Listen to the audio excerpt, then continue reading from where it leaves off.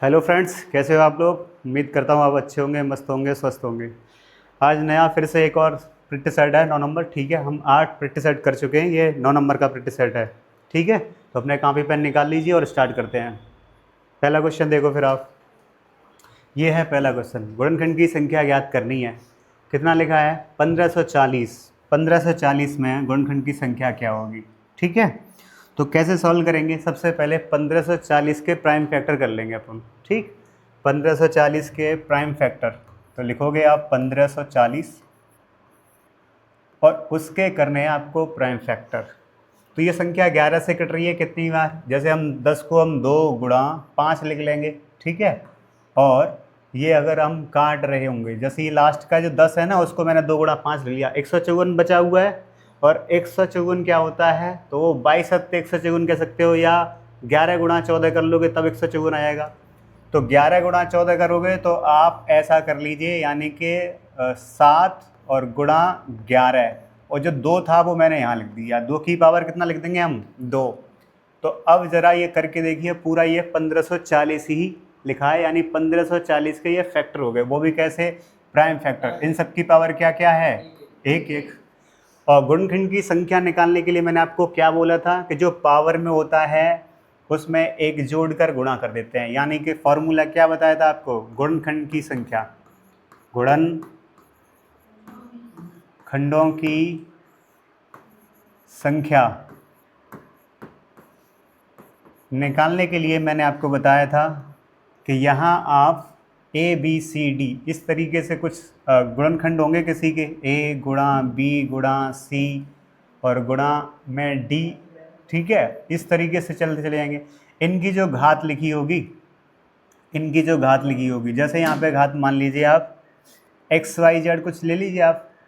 ठीक है, एक्स, इसकी पावर एक्स होगी,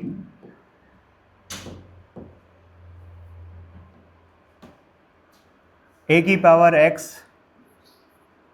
बी की पावर बाई और सी की पावर जेड। इस तरीके से लिखे होंगे। तो देखो इसी फॉर्म में लिखा है कि नहीं लिखा है? तो यहाँ पर गुणनखंड की संख्या हम लोग निकालने हैं, तो जो पावर की संख्या है उसमें एक जोड़ के क्या कर देते हैं? गुणा कर देते हैं। गुणनखंड की संख्या निकालने के लिए ये तो फैक्टर हो जाता है। अब क्या करते हैं अपन लोग, जब भी गुणनखंड की संख्या निकालनी हो तो आपको क्या करना है? ये जो पावर लिखी है उसमें एक जोड़ दीजिए आप, x+1 into by +1 into z+1, बस इतना कर दीजिए। तो यहाँ इस फॉर्म में हमने लिख रखा है। किस फॉर्म में लिखना है आपको? इस फॉर्म में लिखना है। तो इस फॉर्म में ही देखो, क्वेश्चन को हमने इसी फॉर्म में लिख रखा है। ठीक, अब देखो जरा x की वैल्यू कितनी है, तो आप बोलोगे यहाँ पे 2 लिखा है, तो 2 और 1 कितना हो जाएगा? 3 हो जाएगा। यहाँ कितना है? 1, तो 1 में 1 जोड़ोगे तो कितना हो जाएगा? 2। इसी प्रकार आगे भी ले लेंगे, तो यहाँ पर भी 2 होगा, लास्ट में भी 2 होगा, और फाइनली ये गुणा करके सॉल्व कर लिया जाएगा। तो जैसे ही आप गुणा करेंगे तो 3, देखो ये 2 गुणा 2 गुणा 2 करोगे तो ये 8 गुणा 3 कितना हो रहा है बताओ? 24। तो राइट आंसर क्या हो जाएगा अपना? 24 हो जाएगा, जो कि डी ऑप्शन में लिखा हुआ है। क्लियर है कि नहीं क्लियर है? ठीक है, अगले क्वेश्चन पे चलते हैं। ये देखो अगला क्वेश्चन, समांतर सीरीज का पहला पद और आखिरी पद दोनों की वैल्यू दे रखी है 37 और माइनस का 18 दिया है। अब श्रृंखला का योग इतना है 114, तो इनमें से कितने पद हैं ये पूछा गया है। ठीक, तो सबसे पहले क्या करोगे, ये जो दिया गया है वो लिख लो। ए होता है आपका प्रथम पद जिसकी वैल्यू कितनी है? 37, और लास्ट पद एल से डिफाइन करेंगे जिसकी वैल्यू यहाँ माइनस का 18 दे रखा है। और श्रृंखलाओं का योग, कुछ पद हैं जिनका योग कितना है? एस एन बोलेंगे इसको, एस एन, यानी कि एस एन पदों का योग कितना दिया है? तो वो दे रखा है 114। ठीक है, अब कितने पद हैं आपको ये एन की वैल्यू निकालनी है। एन की वैल्यू आपको ज्ञात करनी है कि इसमें कितने पद हैं। तो इसके लिए फॉर्मूला आपको याद होना चाहिए, एस एन, यानी कि एन पदों के योगफल के लिए क्या फॉर्मूला है? तो अंतिम प्रथम पद प्लस अंतिम पद दोनों को जोड़ोगे और उसको आधा कर दोगे तो ये एवरेज हो जाएगा इसका। फर्स्ट और लास्ट पद जोड़ के आधा कर दोगे तो एवरेज होगा, और एवरेज में पदों की संख्या से हम गुणा कर दें, यानी n से गुणा कर दें, तो ये क्या आ जाएगा, योगफल आ जाएगा। ये एक तरीके से एक फॉर्मूला है, लेकिन इसको हम दूसरे तरीके से ऐसे भी समझ सकते हैं कि एवरेज वाला फॉर्मूला आपको याद हो शायद, ठीक है। तो वो क्या होता है, एन ए बराबर में टी क्या है, टोटल योग, और n क्या है यहाँ पर पदों की संख्या, और a क्या है, एवरेज। तो देखो ये a जो लिखा है ना, वो पहला पद और लास्ट का पद और बट्टे में 2, जब भी सीरीज में हो कोई वैल्यू, जैसे कि ये सीरीज में ही लिखा है, समांतर सीरीज में प्रत्येक पद में क्या होता है, अंतर बराबर बराबर होता है, तो पहला और लास्ट का पद लेके दोनों को जोड़ देंगे तो एवरेज आ जाएगा, जोड़ के आधा करने पर एवरेज आ जाएगा इसका। तो ये a की वैल्यू है, ठीक है, n की वैल्यू और लेते हैं अगर, तो गुणा करने पे क्या हो जाएगा, टोटल। तो ये उसी, देखो ये एवरेज वाले फॉर्म में लिखा है, ये मैंने इस तरीके से लिख रखा है, ये एक समांतर सीरीज का इसका फॉर्मूला है। तो इस एस एन की वैल्यू कितनी है, लगा दो, 114 बराबर a और l जो कि 37 और कितना दिया है बताओ जरा, पहला पद 37 है, माइनस का अंतिम पद कितना 18 है, और बट्टे में 2, इंटू में क्या होगा आपका n। घटाने पर वैल्यू कितनी आ रही है, देखो यहाँ घटाओगे तो आप, ठीक है, यहाँ घटाने पर वैल्यू जो आ रही है आपकी वो 19 आ रही है कि नहीं बताओ। तो 114 बराबर में 19 बट्टे में 2 इंटू n, तो 19 से क्या कर दोगे आप, भाग कर दोगे, यहाँ कितनी बार जा रहा है, 6 बार, 2 से हो जाके उधर गुणा हो जाएगा। तो n बराबर वैल्यू 6 गुणा 2 करने पर कितनी आ रही है, 12। तो पदों की संख्या कितनी आई, 12, ठीक। राइट आंसर क्या हो जाएगा आपका, बी ऑप्शन। क्लियर है। आपको समांतर सीरीज के लिए ये फॉर्मूले हैं वो याद होने चाहिए कि n पदों का योग कैसे निकालेंगे। तो एक फार्मूला तो ये हो गया जब पहला और अंतिम पद दिया हो तब के लिए। दूसरा और एक और फार्मूला होता है, एस एन बराबर होता है n/2 इंटू में 2a प्लस n-1 इंटू में d, ये एक फार्मूला होता है। tnवा पद होता है उसके लिए एक फार्मूला होता है, ठीक है, वो आपको याद होना चाहिए। वो कौन सा फार्मूला होता है tnवा पद, तो a plus n-1 into D, ठीक है। ये 2-3 फार्मूले जो याद होंगे तो आप आराम से कर पाओगे। चलो नेक्स्ट क्वेश्चन पे चलते हैं। ये रहा आपका नया सवाल, ठीक है, और किस तरीके से करना है देखिए जरा। यदि दो गोलों के पृष्ठीय क्षेत्रफल का रेशियो दे रखा है यहाँ पे 81 और 25 के अनुपात में है, इनकी त्रिज्याओं का अनुपात निकालना। बस दो गोले हैं, दोनों का वक्र पृष्ठ का क्षेत्रफल तो क्या होता है, पहले वाले का ले लेते हैं 4 पाई r स्क्वायर होता है, तो 4 पाई r1 का स्क्वायर हो जाएगा पहले वाले का। दूसरे वाले का क्या होगा, 4 पाई r2 का स्क्वायर हो जाएगा, ठीक। और बराबर में ये क्षेत्रफल का अनुपात कितना दिया है, 81 और कितना है 25, तो यहाँ लिख लोगे आप 81 और रेशियो में 25, ठीक है। अब देखिए ये 4 पाई से तो 4 पाई आपका कैंसिल हो जाओगे, ठीक है, ये कैंसिल आउट हो जाएगा। उसके बाद यहाँ पे क्या लेना है, देख रहे हो दोनों पर स्क्वायर है, तो इधर भी आप क्या है वर्गमूल ले लीजिए आप। तो r1/r2 वर्गमूल लेने पर वैल्यू क्या आ जाएगी आपकी, 81 का वर्गमूल कितना होगा आपका 9, और यहाँ कितना होगा 5, तो रेशियो क्या बनेगा 9/5। राइट आंसर क्या होगा आपका, किस ऑप्शन में लिखा है, पहले ऑप्शन में। तो त्रिज्याओं का अनुपात क्या होगा 9:5। क्लियर है। बस फॉर्मूले याद हो आपको, ये किसका फॉर्मूला है, गोले के वक्र पृष्ठ का 4 पाई r स्क्वायर, ठीक है। याद करते चलिए साथ साथ में फॉर्मूला, अगर किसी को याद ना हो तो। आ जाओ अगले क्वेश्चन पे आ जाओ। देखो फिर से वही क्वेश्चन है, ये तुम्हारे लिए है, कर लोगे बताओ। देखना जरा क्या क्या दिया है। गोले का वक्र पृष्ठ का क्षेत्रफल ज्ञात करना है। तुम्हें क्या ज्ञात करना है, गोले का वक्र पृष्ठ का क्षेत्रफल, वो क्या होता है 4 पाई r स्क्वायर होता है, जो हमें ज्ञात करना है। दिया क्या है, दिया है यहाँ पे r की वैल्यू, और कितनी दी है वो 25 सेंटीमीटर दे रखी है, ठीक।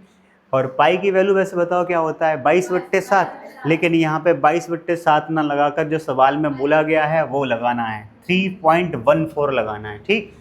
तो यहाँ पे पाई की वैल्यू दी है, वो लिख लेते हैं कितना है, वो 3.14 दिया है। अब सुनो ज़रा, आपको त्रिज्या दी है, ठीक है, पाई की वैल्यू दी है, बस लगा दीजिए यहाँ पे। गोले का वक्र पृष्ठ का क्षेत्रफल क्या होता है 4 पाई r स्क्वायर, तो 4 पाई की वैल्यू लगाओ 3.14 और इंटू में r स्क्वायर, तो वो कितना है 25, तो 25 गुणा 25 कर लो आप। अब सुनो, एक बार अगर आप इसमें गुणा कर दें तो ये 100 वैल्यू बनेगी, और जब आप नीचे यहाँ पे दशमलव हटाओगे तो नीचे क्या आ जाएगा आपका 0। तो ये 25 गुणा 4 100 और इससे ये हट जाएगा आपका। ठीक है, सॉल्व करने पर क्या वैल्यू आ रही है, सिर्फ आप ये गुणा कर लोगे 314 गुणा 25 और बस फाइनली गुणा करने के बाद यही तुम्हारा आंसर होगा। 25 गुणा 4 100, 10 कैरी, 25 एकन 25, 25 10 35, 5 3 कैरी। ठीक है, 15 तिया 45 और 3, 15 तिया 45, अच्छा 25 था, सॉरी 25 है ना, तो 25 तिया 75 और 75 और 3 78, ये है 7850। किस ऑप्शन में लिखा है 7850? बी ऑप्शन में। तो राइट आंसर हो जाएगा आपका बी ऑप्शन। ठीक, सिंपल सवाल है। ठीक, अगले पे आ जाओ। ये देखो, क्या रेशियो आपने पढ़ा है, क्या आप रेशियो में ये आप थर्ड प्रोपोर्शन दिया है और फोर्थ प्रोपोर्शन दिया है। ठीक, उसके लिए आप क्या जानते हैं, तो आपको पता है कि थर्ड प्रोपोर्शन कैसे निकाला जाता है और साथ में फोर्थ प्रोपोर्शन पूछा है। ठीक, तो पी क्यू का तृतीय अनुपात पूछा है, तो ध्यान से देखना जरा। तृतीय अनुपात मतलब थर्ड प्रोपोर्शन किस तरह से निकालते हैं, जब तीन संख्याएं दी हो समानुपात में हो तो पहले देखो, पहले पी और अनुपात क्यू, फिर समानुपात, तो फिर से क्यू होगी और लास्ट में एक संख्या होगी जो तृतीय तीसरा वाला है। तो क्या करते हैं, बाहरी पदों का गुणनफल बराबर मध्य पदों का गुणनफल। ठीक, तो यानी क्या हो जाएगा, P गुणा क्वेश्चन मार्क जो थर्ड प्रपोर्शन है आपका और क्यू स्क्वायर हो जाएगा। अब ये थर्ड प्रपोर्शन की यानी तृतीय अनुपात निकालना है आपको, तो क्या हो रहा है, क्यू स्क्वायर अपॉन क्या हो रहा है, P। तो यही है तुम्हारा क्या, तृतीय अनुपात, तीसरा अनुपात, तृतीयानुपात।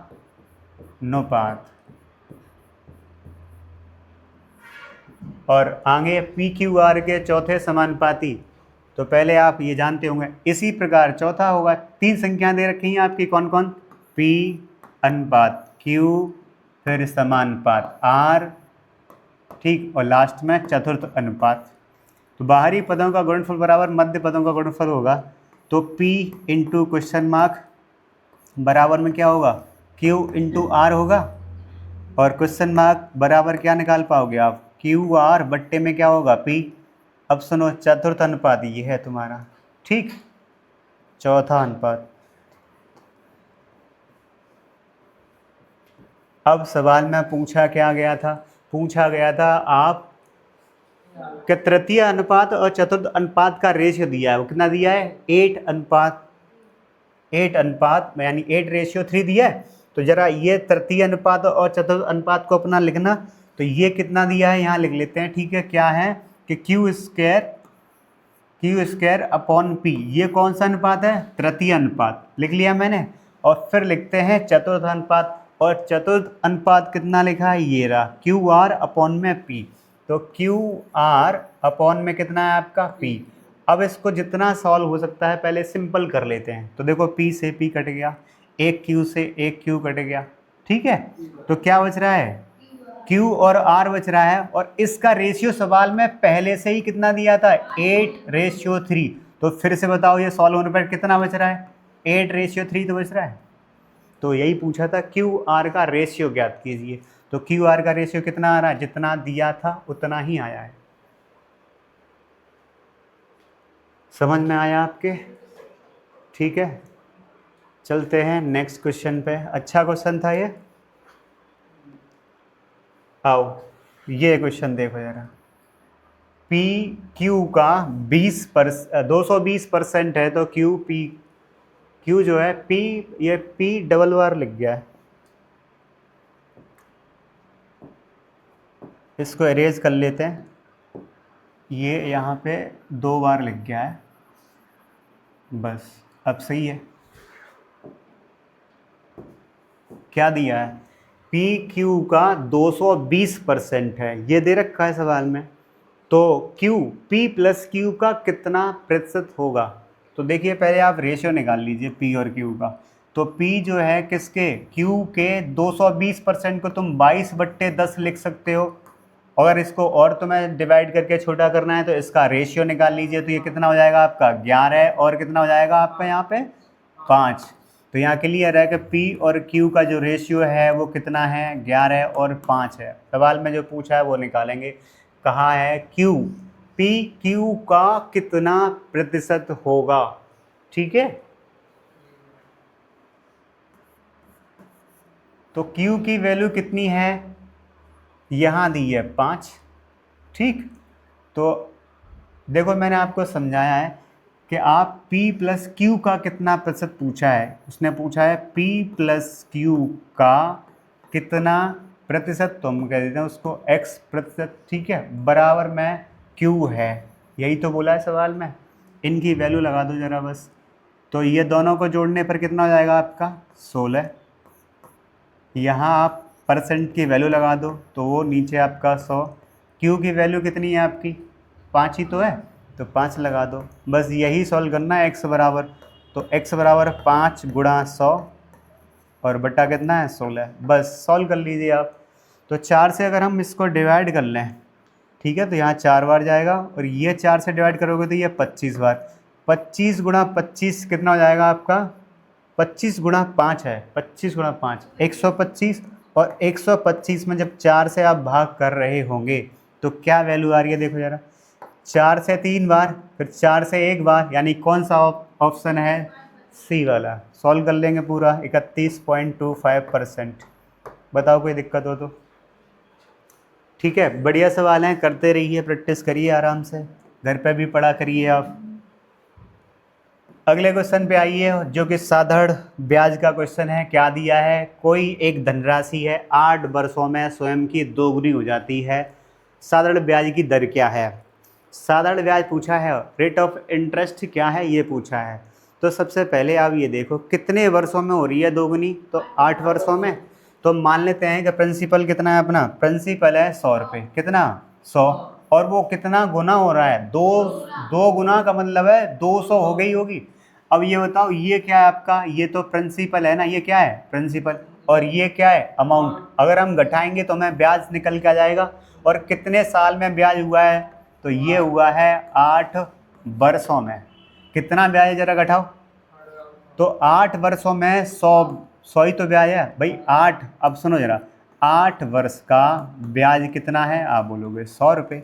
तो जो 1 वर्ष का ब्याज होता है वही तो रेट ऑफ इंटरेस्ट होता है। तो बस 8 से भाग कर दीजिए, 1 वर्ष का निकाल लीजिए, वही आपका क्या होगा, आंसर होगा। 8 से भाग करने पर कितना आएगा, 12 सही 1/2 या 12.5, यानी कि 12.5। ठीक है, किस ऑप्शन में दिया है ऐसा, तो वो आप देख सकते हो किस ऑप्शन में है, बी में। तो राइट आंसर क्या जाएगा आपका, बी ऑप्शन। ठीक, मस्त सवाल है, एक बार आ चुका है एग्जाम में। अगला सवाल, मोना ने 2 हैंडबैग खरीदे हैं। हैंडबैग जानते हो, हाँ, जो हाथ में पकड़े रहते हैं, ठीक वही होता है हैंडबैग। और कितने खरीदे हैं, 2 खरीदे हैं कि 1 खरीदा है, तो 2 खरीदे हैं उसने। और दोनों को प्रत्येक हैंडबैग की कीमत क्या है, 1500 रुपये। 1500 रुपये के हैं अलग अलग, 1500 रुपये, यानी कि इसका क्या प्राइस बराबर है ना, कॉस्ट प्राइस बराबर ही तो होगा। तो कॉस्ट प्राइस का बराबर बराबर है। पहले वाले पे कह रहा है एक हैंडबैग को 8% लाभ पर बेचा गया है, तो यहाँ से 8% का फ्रैक्शन वैल्यू क्या होगा, 2/25। यहाँ से तुम कॉस्ट प्राइस और सेलिंग प्राइस का रेशियो निकाल लोगे आप। ऐसे ही दूसरे वाले पे क्या रखा है, 4% की हानि होती है, तो वहाँ से भी आप रेशियो निकाल लोगे कॉस्ट प्राइस और सेलिंग प्राइस का। ठीक है, तो चलो करते हैं इसको। तो पहले आप कॉस्ट प्राइस और सेलिंग प्राइस का रेशियो निकालने जा रहे हो, जो कि पहली जो बैग है वो 8% लाभ पे है, तो वो जो रेशियो बन जाएगा कॉस्ट प्राइस और सेलिंग प्राइस का, 25 से कितना प्रॉफिट है, तो ये 27। बताओ कोई दिक्कत हो तो, ये रेशियो बना उसका पहले वाले बैग का। दूसरे वाले बैग का क्या है, 4% हानि है, तो वो 25 से कितना हो जाएगा आपका 24। ठीक है, 25 से हो जाएगा आपका 24। और पूछा है यहाँ पे बस लाभ क्या है इसका। ठीक है, जो जितना कट सकता है उतना काट दीजिए, वरना आपको यहाँ पे गुणा करके लिख देना है। ठीक, तो दोनों का देखो यार, यहाँ पे गुणा करके नहीं लिखना है। पहले वाले बैग का ये पहला बैग है और ये दूसरा बैग है, 2 बैग थे ना, ठीक है। तो दोनों बैग का हमारे पास क्या क्या दिया है, कॉस्ट प्राइस बराबर बराबर बोला था, प्रत्येक को बराबर बराबर रुपए में खरीदा है। तो देखो यहाँ पर भी बराबर बराबर ही है, 25-25 रुपये है। तो यानी दोनों बैग कितने के पड़े उसको, 50 रुपये का कॉस्ट प्राइस हुआ। दोनों को जोड़ दो, कितने में उसने बेच दिया बताओ, 51 रुपये में बेच दिया उसको। कितना प्रॉफिट हुआ है बताओ, कितना प्रॉफिट हुआ, बोलो। एक ही तो प्रॉफिट हुआ है, दोनों बैग को बेचने पर कितना प्रॉफिट हुआ है, एक का। तो 1/50 इंटू में क्या करोगे आप, 100%। बस इसको सॉल्व कर लोगे। और ये क्या है बताओ, ये है प्रॉफिट, प्रॉफिट परसेंटेज, क्योंकि ज़्यादा है सेलिंग प्राइस तो प्रॉफिट होगा। और कितना होगा, सिर्फ 2%। ठीक, तो 2% किस ऑप्शन में लिखा है, देखिए ज़रा, बी ऑप्शन में। तो राइट आंसर हो जाएगा आपका बी ऑप्शन। ठीक, आज बढ़िया समझ में आ रहा है आपके, और आप कर भी रहे होगे अच्छे से। देखो ये सिंपल सवाल, लासा मासा का सवाल करना आता है ना आपको, तो फिर करके दिखाइए इसको, कैसे करोगे जल्दी से बताओ। आंसर इसका क्या होगा, किस तरह से सॉल्व करेंगे। जब भी फ्रैक्शन में दिया हो, लासा और मासा यानी एचसीएफ और एलसीएम की पूछे वो, तो हमेशा अगर ऊपर क्या रखा है एचसीएफ निकालो, तो ऊपर एचसीएफ नीचे क्या एलसीएम। ठीक, और अगर एलसीएम की बोले तो ऊपर एलसीएम निकालोगे और डिनोमिनेटर में लिखा होगा उसका एचसीएफ निकालोगे, बस। तो यहाँ एचसीएफ बोला है तो ऊपर एचसीएफ निकालोगे, डिनोमिनेटर में एलसीएम निकालेंगे, बस। तो सबसे पहले क्या है, 4, 2 और 7 में कॉमन वैल्यू क्या है बताओ, जो दोनों तीनों को काटेगी, तो वो एक ही तो है, तो 1। 5, 10, 15 का एलसीएम क्या हो जाएगा, 30, तो 1/30, तो सी राइट आंसर। ठीक है, अगले पे आ जाओ। ये वर्गमूल घनमूल का क्वेश्चन आप आराम से कर लेंगे, है ना। तो वर्गमूल का क्वेश्चन है, कैसे करेंगे, तो देखो जरा यहाँ पे, ये है तुम्हारा कितना है 100, 100 से बाहर आएगा तो कितना आएगा 10, 10 जरा 74 में से घटा दो तो 64, वर्गमूल लेंगे 64 का तो 8, और 8 जरा 56 में जोड़ देना, कितना हुआ, तो फिर से 64, और 64 का वर्गमूल लेंगे तो फिर से क्या हो जाएगा 8, और 8 यहाँ जोड़ दीजिए तो पूरा कितना हुआ 10,000, और 10,000 का वर्गमूल क्या होगा 100। ठीक है, करके बताया जाए क्या, कर लिया, बहुत सिंपल सवाल है। अगले पे आते हैं फिर। ये देखो, स्थानीय मान, ठीक है, और जाति मान, तो ये कौन सा है, 10,000 के स्थान पर कौन सा अंक है, बस स्थान पूछा है। ये भी कोई क्वेश्चन है, हैं, इकाई, दहाई, सैकड़ा, हजार, 10,000, तो आंसर क्या है आपका 5। ऐसे भी क्वेश्चन आ जाते हैं तुम कहोगे, हाँ तो देख ली, पेपर उठा के देखा करो ना, एसआई का पेपर देखो, कांस्टेबल का पेपर देखो, अब कहोगे ऐसे भी क्वेश्चन आते हैं तो इसको करो फिर, है ना। तो देखो यहाँ पे क्या पूछा है, अवरोही क्रम समझते हो, हाँ, डिसेंडिंग ऑर्डर, घटते हुए क्रम में, तो सबसे बड़ी वैल्यू कौन सी है, फिर उससे छोटी, फिर उससे छोटी, और सबसे छोटी लास्ट में लिखेंगे। कैसे करेंगे जरा समझिए, क्या क्या लिखा है, 5√7, फिर कॉमा लगा है, अगला नंबर है 6√6 ही है, फिर कितना है 7√5। अब सुनो जरा, ये जो वैल्यू है अभी, ठीक है, इसका हम सबका तीनों वैल्यू का हम स्क्वायर कर देते हैं। तीनों वैल्यू का अगर हम स्क्वायर कर दें, ठीक है, तो ये देखो 25 गुणा कितना हो जाएगा 7, स्क्वायर करने पर, बरक करने पर, क्या कर रहे हैं हम, बरक कर रहे हैं। तो पहले नंबर को किया, दूसरे को करोगे तो ये 36 गुणा कितना होगा 6, और इसको करोगे तो ये 49 गुणा कितना होगा 5, देखते रहिएगा।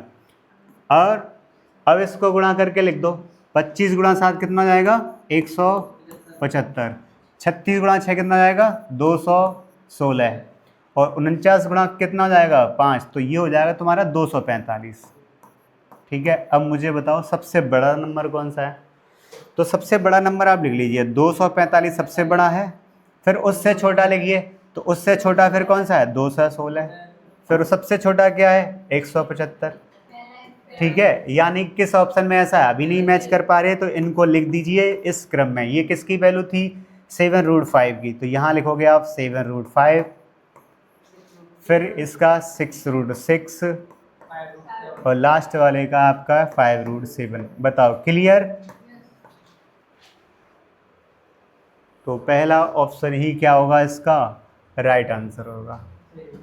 ठीक, समझ में आ गया होगा आपके। अगले पे आओ, दम लगा दो आप, पेपर निकलना चाहिए आपका, पुलिस का पेपर है ना, कांस्टेबल वाला। चलो इस क्वेश्चन को कर लोगे क्या आप? सिंपल क्वेश्चन, क्या पूछा है उसने कि 350 मीटर एक मालगाड़ी है जो कि 1250 मीटर लंबी सुरंग को 80 सेकंड में क्या करती है, कवर करती है, पार करती है। मालगाड़ी की चाल क्या ये पूछा, वो भी किस में पूछा है, किलोमीटर प्रति घंटे में। तो किस क्या क्या दिया है, सबसे पहले आप लिख लिया करो क्या क्या दिया है। 350 मीटर एक लंबी मालगाड़ी है, ट्रेन की डिस्टेंस दी है, ठीक है। तो रेलगाड़ी की लंबाई कितनी है, 350, 350 रेलगाड़ी की डिस्टेंस है, और सुरंग की डिस्टेंस वो क्या है 1250। तो वैसे दोनों को जोड़ लेते हैं अपन लोग, डिस्टेंस बराबर क्या लिख रहे हो, स्पीड इनटू टाइम।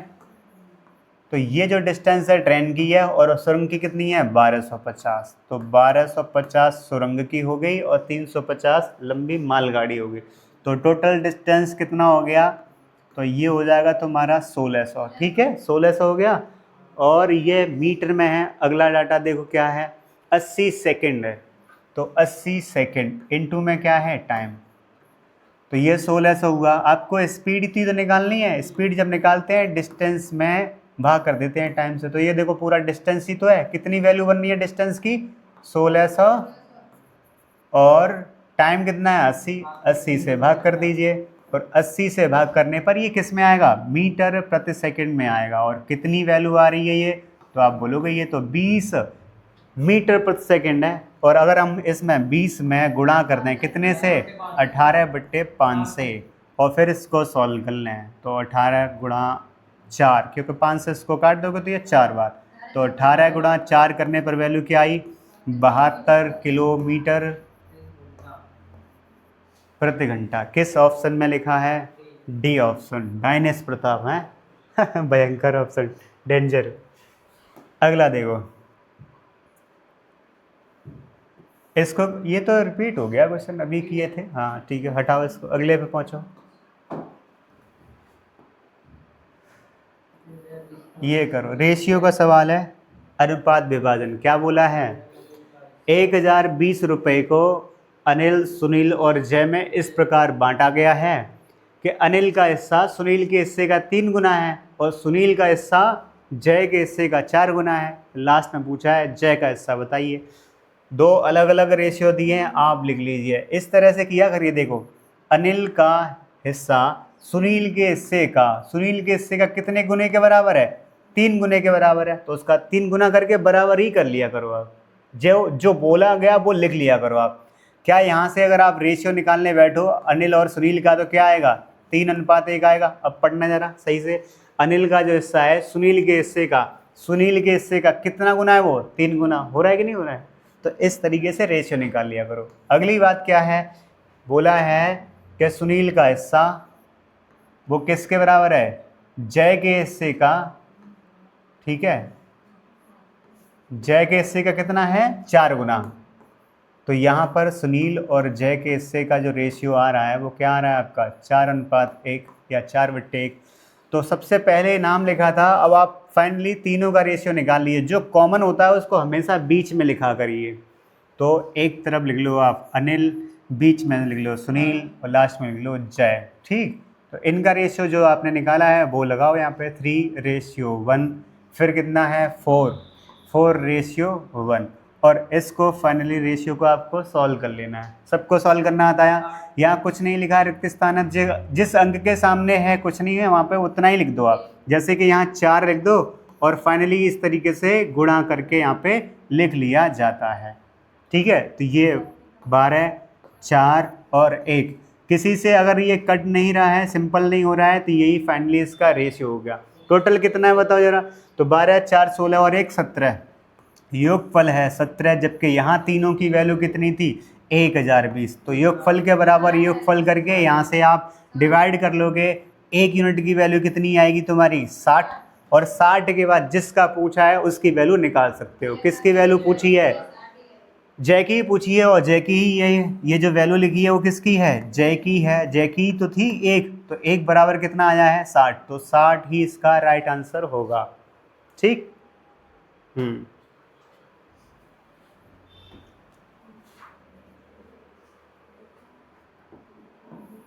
अगले सवाल पे पहुंचे हैं आप, जो कि अच्छा सवाल है। दो अंकी संख्याओं के अंकों का अनुपात दिया है 2:7। फिर कह रखा है अंकों को बदलने पर, ठीक है, अंकों को बदलने पर प्राप्त संख्या से मूल संख्या का जो अंतर है वो है 45। तो उनके अंकों के योग और अंतर के बीच का अंतर पूछा है। तो ध्यान से सुनना, ये संख्या जो है ना, कोई एक बड़ी संख्या या छोटी है तो उस पर अभी मत जाइए, अंकों का रेशियो दे रखा है 2:7। लेकिन यहाँ ध्यान से इस लाइन को ध्यान से पढ़ो, अंकों को बदलने पर प्राप्त संख्या मूल संख्या का अंतर दिया है, बड़ा छोटा बोला ही नहीं उसने। तो ऐसा करिए, आपको ये क्लियर है ना, दो अंकों की संख्या है तो या तो अंक क्या दिए हैं ये 2 और 7, तो दो अंक की संख्या के लिए हम एक मानक वैल्यू ये ले सकते हो 2x + y। ये दो अंक की संख्या है, ठीक है, क्योंकि ये है इकाई और दहाई तो 10 होना चाहिए। तो ये दो अंक की एक संख्या है जिसमें दो अंक, यानी ये x और y की वैल्यू सवाल में कितनी दी है, x और y, और ये आगे पीछे भी हो सकता है, ठीक है, जो कि यहाँ पे दिया है 2 और 7।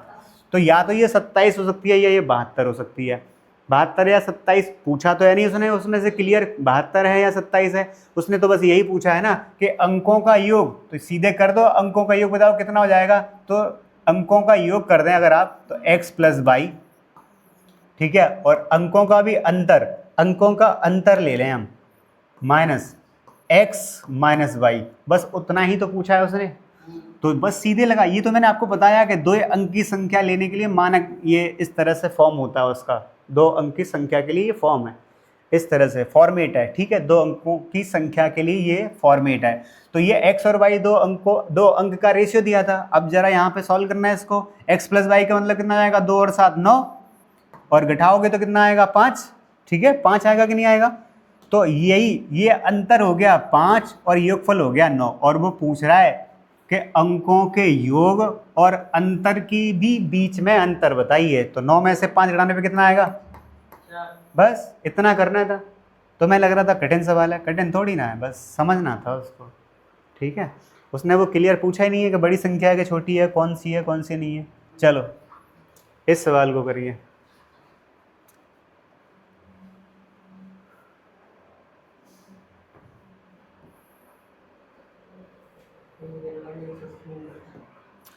इस सवाल के लिए शॉर्टकट बताया जाए, देखो कितनी स्पीड से कर लोगे आप। 108 मीटर लंबे एक स्टेशन को 12 सेकंड और कितना सेकंड दिया है, दूसरे को 16 सेकंड में क्या कर लेती है वो, दूसरे वाले को 164 मीटर लंबे स्टेशन को 16 सेकंड में पार कर दिया है। तो एक तरफ ले लीजिए टाइम का अंतर जो 12 सेकंड और 16 सेकंड है, तो कितना बचेगा बताओ अंतर, तो 4 सेकंड। तो 4 सेकंड में चली गई डिस्टेंस लेंगे आप, वो कितनी होगी और किस तरह से होगी। तो इधर आपने टाइम का अंतर लिया है तो इधर ले लो आप डिस्टेंस का अंतर। तो 108 164 का अंतर कितना बनेगा 56। तो 4 बराबर 56 है, और ये किस में है आपका मीटर में। तो एक बराबर वैल्यू क्या आएगी, एक सेकंड में चली गई डिस्टेंस क्या होगी 14 मीटर होगी।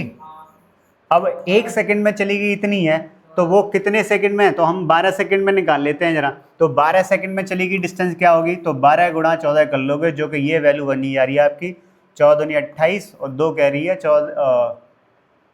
14 और 2 16, मतलब 16, 168 मीटर हो रहा है तुम्हारा टोटल वैल्यू। अब सुनना 12 सेकंड में वो कितनी चली है 168, जिसमें खुद ट्रेन की लंबाई 108 होगी, एक रेलगाड़ी 108 मीटर लंबे एक स्टेशन को। अच्छा ये स्टेशन की लंबाई है, ट्रेन की तो पूछा है ना, ट्रेन की लंबाई तो उसने पूछी है। तो ये जो 108 मीटर लंबे प्लेटफॉर्म की तो इसमें शामिल है, वो घटा दीजिए रेलगाड़ी की जाएगी।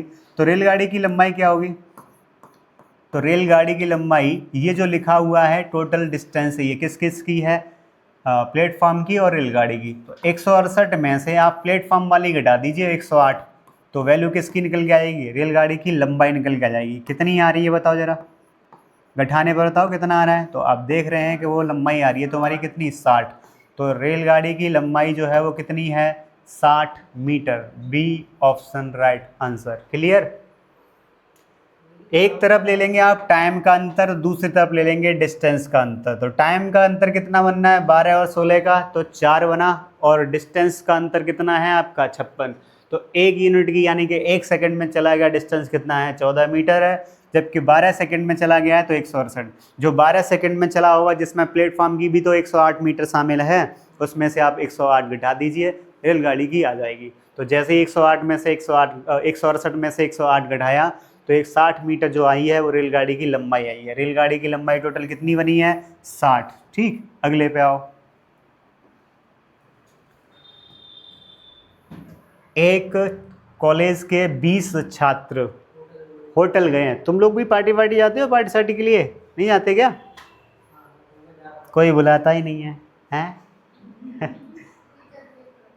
अच्छा अच्छा, अपने आप को काबिल बनाओ, तुम्हें बुलाया जाएगा फिर। देखो, एक कॉलेज के 20 छात्र होटल गए। अभी तुम छात्र हो तो चंदा करके जाओगे, अपना जुगाड़ करके सब लोग अपना पैसे जुटाएंगे। तो देखो वही वही मान लीजिए कि आप जा रहे हो 20 छात्र, जिसमें से देखो 19 छात्रों ने, प्रत्येक ने, तुम सभी लोगों ने 19, जिसमें से 19 छात्रों ने प्रत्येक ने 175 रुपये प्रत्येक ने खर्च करने के लिए बुलाया। प्रत्येक ने 175 रुपये खर्च किए। और जो एक छात्र बचा 20 वाला, 20 नंबर का, 20वें छात्र ने सभी जो 20 छात्र का जो एवरेज बनेगा उसके एवरेज से भी 19 रुपये अधिक खर्च किए उसने। अब लास्ट में पूछा है कुल खर्चा बताओ कितना हुआ है। तो ध्यान से सुनो, यहाँ पे 20 लोगों का क्या एवरेज दिया है, 20 लोगों ने कितना खर्चा किया नहीं दिया। तो 20 स्टूडेंट का हम एवरेज मान लेते हैं कि एवरेज जो वैल्यू है वो कितनी है x। बताओ कोई दिक्कत हो तो। 20 स्टूडेंट का एवरेज कितना माना है हमने x। ठीक है, तो एवरेज वाले फॉर्मूले से एन ए बराबर क्या t। तो यहाँ से हम टोटल निकाल सकते हैं। कैसे टोटल निकाल सकते हो बताओ, लोग कितने हैं आप बोलोगे तुरंत 20 हैं और एवरेज कितना है x है, तो 20x होगा टोटल कि नहीं। दूसरे तरीके से आप कैसे निकाल पाओगे, तो ये सवाल में क्लियर दिया है कि 19 लोग हैं, n की वैल्यू कितनी है 19, प्रत्येक की वैल्यू, एवरेज की वैल्यू कितनी है, देखो कितना खर्चा कर रहा है प्रत्येक स्टूडेंट 175। तो 19 गुणा 175। ठीक, अब 20 नंबर का छात्र जो है, अब वो एक ही तो छात्र रह गया है, तो वैल्यू क्या है एक। खर्चा कितना कर रहा है, तो उसने बोला है कि 19 रुपये अधिक खर्च किया है किससे, औसत से। औसत क्या है x, तो x प्लस 19। यहाँ जो वैल्यू लिखी जाएगी वो x प्लस 19 लिखी जाएगी। क्या ये बात आपके क्लियर समझ में आई? ठीक है, बस सॉल्व कर लीजिए इसको आप। तो आप ऐसा कीजिए, ठीक है, 19 गुणा 175 और ये 19 प्लस x बराबर है 20x। ध्यान से देखो, 19 गुणा 175 ये रहा और 19 गुणा 1 ये भी तो है, तो ये पूरी वैल्यू कितनी हो जा रही है 19 गुणा 176। और ये x उधर भेज दीजिए आप, x की 20 में से x घटेगा कितना बचेगा 19x, और 19 से 19 कट जाएगा। तो x की वैल्यू क्या आई 176। 176 तो ये x की वैल्यू आई है। कुल खर्चा पूछा है तो एवरेज वैल्यू आ गई, इसमें 20 से गुणा कर दोगे तो क्या आ जाएगा टोटल तुम्हारा खर्चा आ जाएगा। तो यहाँ जो है कितने लोग थे 20 स्टूडेंट कितने थे 20, n की वैल्यू क्या थी 20, एवरेज खर्चा जो x था वो हमने निकाल लिया कितना है 176, तो गुणा 176, बस यही तुम्हारा क्या है आंसर। तो 0, 6 गुणा 2 करोगे 12, 7 गुणा 17 दूनी 34 और 1 35, यानी कि 3520 रुपये बना आपका। और 3520 किस ऑप्शन में है 3520 बी ऑप्शन में है। तो राइट आंसर क्या आ जाएगा बी ऑप्शन। क्लियर है, बढ़िया सवाल था। ठीक, अगले पे आ जाओ, ऐसे सवाल आ जाते हैं। अगले सवाल पे पहुंच चुके हो आप। आवाज़ संख्याओं के बारे में आप क्या जानते हो? क्या आपको ये पता है कि सबसे छोटी आवाज़ संख्या क्या होती है? बताओ, सबसे छोटी आवाज़ संख्या क्या होती है? 2 होती है। तो सबसे छोटी संख्या 2 है। अब वो 8वीं संख्या कह रहा है, 8वीं आवाज़ संख्या और 50 के तुरंत बाद, 50 के तुरंत बाद वाली बताओ जरा। 50 के तुरंत बाद वाली आवाज़ संख्या क्या होगी और 8वें नंबर की शुरू की कह रहा है। तो देखो जरा, पहली 2 होगी, फिर 3, फिर 5, 7, 11, 13, 17 और 19। अब जरा गिन तो लो, 1 2 3 4 5 6 7 8, ये 8वीं संख्या हो गई। और 50 के तुरंत बाद, 50 के तुरंत बाद अगर रखा है तो 50 के तुरंत बाद वाली संख्या बताओ क्या होगी? 53। तो 50 के तुरंत बाद वाली संख्या क्या है? 53। अब वो क्या पूछ रहा है? इन्हीं दोनों का गुणनफल पूछ रहा है। और इन दोनों का गुणनफल में जब आप सॉल्व कर रहे होंगे तो इकाई का अंक बताना कितना आएगा, जरा कितना आएगा? 7। 7 किस ऑप्शन में? लो, 2 ऑप्शन में तो गुणा कर लीजिए फिर आप। 19 गुणा 3 करोगे, 19 3 57, 5 और 19 95 और 5 पूरा 100। तो 1007 किस ऑप्शन में है आपके? सी ऑप्शन में। तो राइट आंसर क्या हो जाएगा? C option. आज तो खुश हो बड़े तुम लोग हैं, बड़े ही खुश नजर आ रहे हो, खुश हो हैं।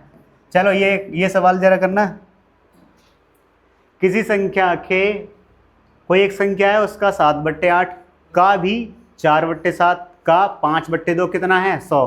तो वो संख्या क्या है ये पूछा गया है। कितना सिंपल सवाल है, जरा देखो। कोई एक संख्या x है, मान लीजिए कोई एक संख्या क्या है? x, उसका 7/8 बोला है, तो उसका 7/8 गुणा करो, गुणा 4/7 करो, उसका भी क्या है? 5/2, और वो संख्या कितनी है? 100 है। तो यहाँ जो कट रहा है उसको काट दीजिए, 7 से 7 काट दीजिए आप, और 4 से आप क्या है ना 8 को काट दीजिए। कितनी बार कटेगा? 2 बार। अब आपका ये 5/4, 5 से आप ऐसा कीजिए, इस 100 को और काट दीजिए 20 बार। तो 20 गुणा 4 कितना जाएगा बताओ? 80। और 20 गुणा 4 80, और 80 ही क्या है आंसर। आज तुम्हें मज़ा आ गया सॉल्व करके। और ये है आज का लास्ट सवाल, ये आपके लिए है। इसका आंसर आप करोगे कमेंट बॉक्स में, ठीक है?